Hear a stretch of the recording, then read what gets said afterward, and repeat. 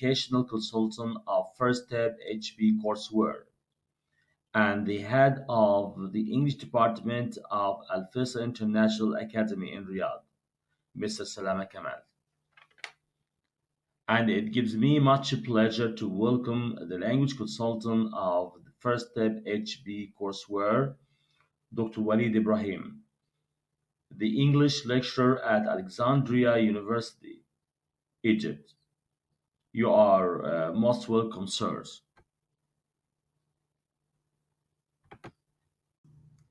Hi, Mr. Salama. You are highly welcome, sir. Nice to meet you. Pleasure, sir. Okay, could I ask you a question? Sure. Yes, thank you. Are the English courses published by the brand publishers employing and making a correct use of the natural order of the four learning skills in order to teach English as a second language? The curriculum we are using, most of the curriculum that we are using are directly planned and organized and directed to the, let's say, the native speakers, the first language students. I mean that when you go through most of the curriculum that we are dealing with, they consider it directed to the students who have already got the background from their families and they live in a society that's using the first language is English. So they concentrate on the sides like grammar, building grammar knowledge, and practicing reading and writing, such things like that. They do not focus on teaching or building the skill of listening and speaking, because they consider the students are already being dealt with in, let's say, at home in that or in the society. If they go anywhere, they can just listen and speak automatically or naturally. So the challenge or the problem in most of the let's say in the Middle East countries, that they are dealing with the courses that are directly taught in US or in UK, and they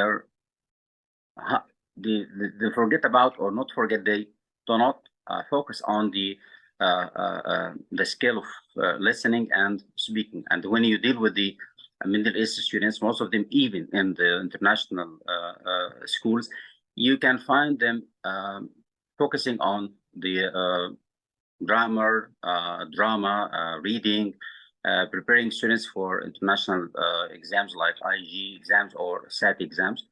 But when you come to the skills of listening and speaking, most of the students, they will say that, yes, we are very good in listening and speaking because we are watching videos, or following movies, or such things like that. But the curriculum itself, you cannot find something directly speaking about listening and speaking. In our course, we build up the listening and speaking, as you mentioned, that we work on building up these two skills via listening to some songs, watching movies, or just the video like that.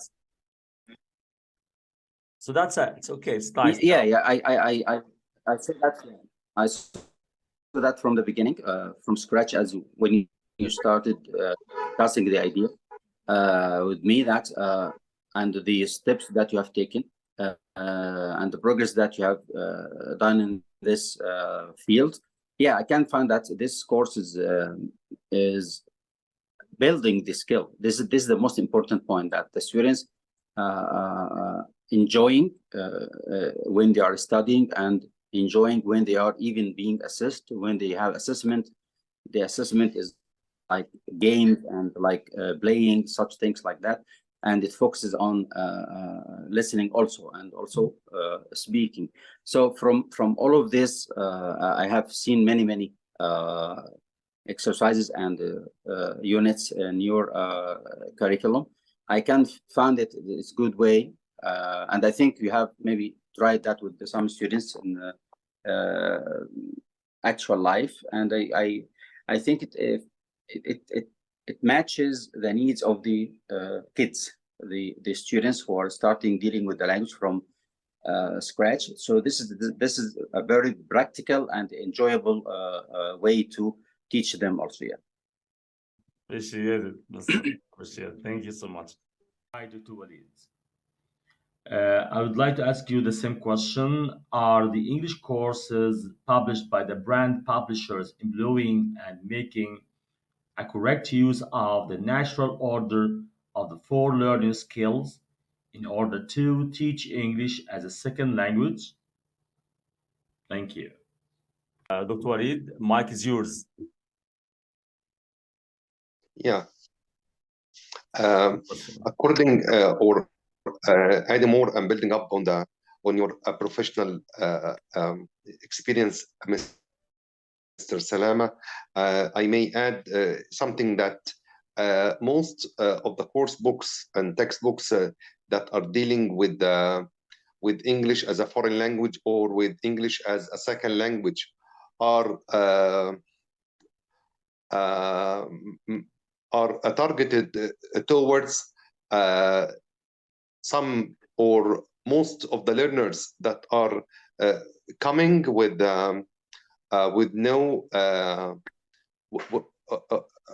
no background in English. They are only focusing on building English for exams, but by piling up for extra vocabulary, extra written tasks, extra readings, and so on. And that's why your book, Mr. Hamdi, HB, I think it would be like a booming or maybe like a pioneering startup for others in order to follow your path in a way or another. Why? Because you are following the natural acquisition order of gaining language and also of acquiring language by letting the child like sitting either alone or maybe with others, flipping through and going through everything about English according to their needs, like numbers, like this. And then after listening, they are internalizing. And this is the acquisition order. Yes, when a child or a learner, if we are mentioning a learner of the second language or of a foreign language, one should internalize and having like activities are done in a natural like manner. Sounds great. And that's what I think that the shortcomings of the other syllabi, now we are making like offering like a remedial courseware. Okay, your presentation, your content is like to remedy what were maybe done like an abusing learners by making a lot of burdens on their shoulders by reading and writing. Appreciate your attendance. Fruitful discussion and fruitful meeting too. And have a nice evening with all your families.